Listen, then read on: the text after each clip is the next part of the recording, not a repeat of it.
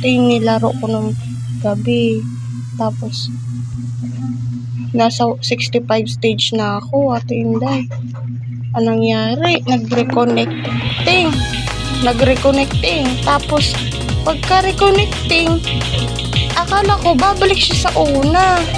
Akala ko babalik siya dun sa dating stage. Wala, ang nangyari. Naging